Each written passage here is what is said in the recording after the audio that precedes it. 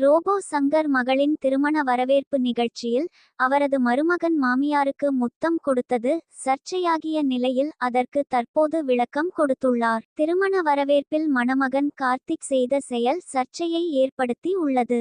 Robot சங்கரின் மனைவி பிரியங்காவும் கார்த்திக்கும் மேடையில் நடனமாடிய போது பிரியங்காவின் உதட்டில் அவர் முத்தம் கொடுத்துள்ளார். இது தொடர்பான புகைப்படங்கள் இணையத்தில் வெளியாகி கடும் சர்ச்சையை கிளப்பியுள்ளது.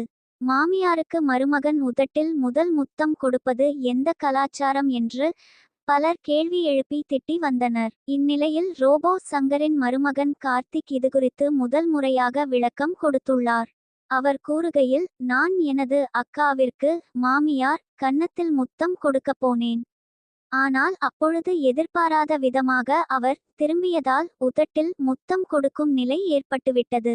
இந்த மாதிரி புகைப்படத்திலும் வெளியாகியுள்ளது. ஆனால் பிளான் பண்ணி நான் உதட்டில் முத்தம் கொடுத்து நாங்கள் புகைப்படம் எடுக்கவில்லை என்று விளக்கம் கொடுத்துள்ளார்.